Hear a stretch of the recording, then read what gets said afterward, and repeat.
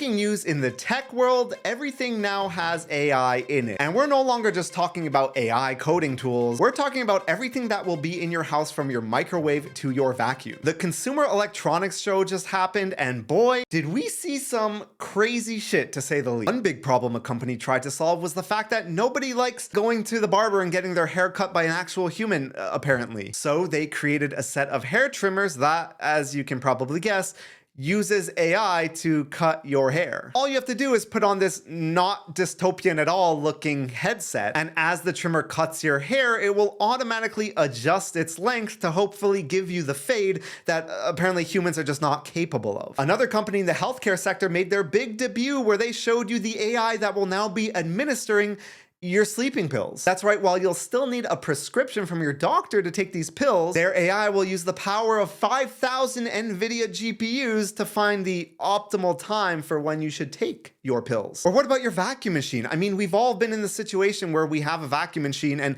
we just don't know when we have to do things like change the filter or when the battery needs a repair. And that's great news for us because now with the power of neural predictive AI, we have a system that learns about the status of your vacuum so that you can get notified whenever something needs maintenance. And no, you're not allowed to ask why. They could have just used regular things like sensors to detect those things in the first place. And I know what you're thinking, are there people out there that even want this garbage? I guess the answer is surprisingly yes, because this specific vacuum company posted on Kickstarter with a goal of $15,000 and now they're at $439,000. Like, I've had a regular Dyson stick vacuum for the past 5 years and maybe I've just been doing it wrong because I don't think I've changed anything other than the filter one time in it. I mean, who am I to argue with the 796 people that backed this project? And when it comes to innovation, you'd be surprised. Not everything is as lackluster as, well, the AI microwave that automatically detects how long your food should be microwaved for, because apparently the majority of adults can't do that themselves. We also had some companies that took advantage of current trends in AI, like AI generated art, to make things like a picture frame that you can talk to and tell it exactly what piece of art you want it to display, and then it'll use AI to display it. And while all the examples on their website had, you know, things like fine or modern art, it seems like people are using AI generated images for a slightly different use case. And if you really want to talk about innovation, look at this thing. I don't even know if I'm allowed to talk about this on YouTube or if this video will get demonetized. If it does, make sure you subscribe. But this is something you put on your taint that zaps you whenever you're about to prematurely end your love-making experience. When I first saw this, I thought it like 100% had to be a joke, but I shit you not, this is a real product. And while they mentioned that there's no AI in it yet, there's apparently potential to learn which settings work for an individual and then forget the app component completely. AKA, you would strap this thing on without any app or any way to control it and just hope that AI has your best interests in mind. And if you're a fan of AI and you're worried that all these products are so adult-facing and there's nothing for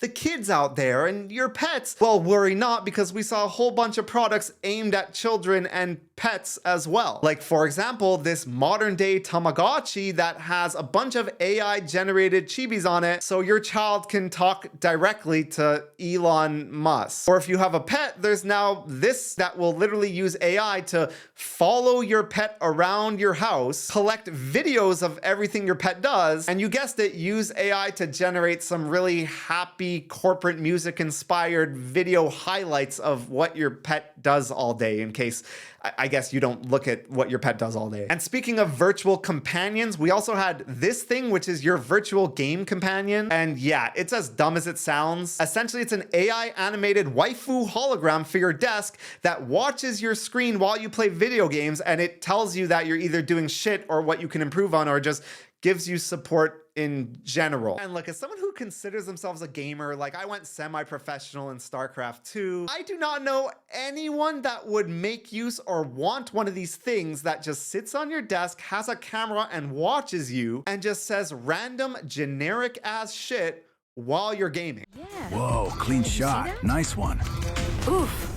Maybe aim for the head next time? I thought I was controversial when I said I like to use AI for coding because it helps me go faster and I'm able to control it in a way where it doesn't just output a whole bunch of unsecure slop to my code base. But it seems like we're entering an era where if something does not have AI attached to it, the shareholders of your company just don't want it to happen, which is absolutely crazy because a lot of consumers have never actually asked for AI in everything. And it's not just hardware we're seeing this trend in, it started to infiltrate like consumer-facing software as well. Like if you ever use any Meta product, whether that's like Messenger, Instagram messages, or WhatsApp, you'll know that they're trying to shoehorn AI features into literally every single thing they do. Like you cannot use the app for more than a minute without accidentally clicking on some like AI slop-ish feature. And it's gone so far to the point where like a bunch of new Windows laptops are putting a fucking Copilot key where the control key should be, so that anyone that actually uses one of the most useful keys on your keyboard, aka the control key,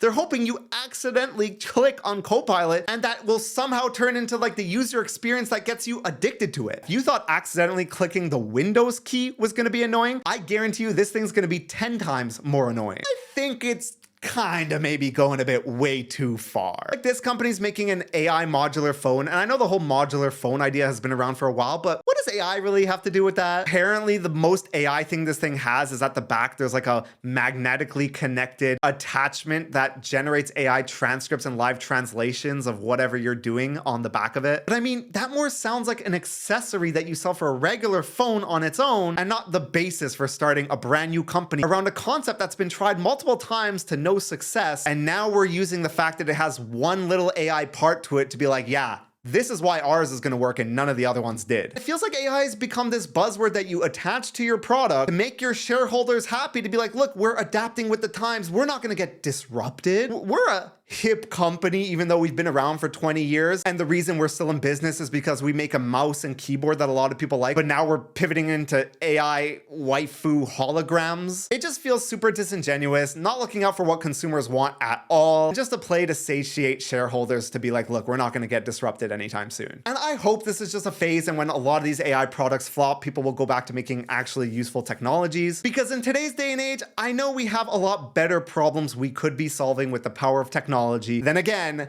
this thing. Let me know below what you thought was the craziest product, and if I missed any, make sure you hit that subscribe button. I am burning bridges with all these brands to make these videos with an objective view for you guys, so it means a lot if you support the channel. And if you want to join the discussion, the link to our Discord is down below, and I'll see you guys in the next video.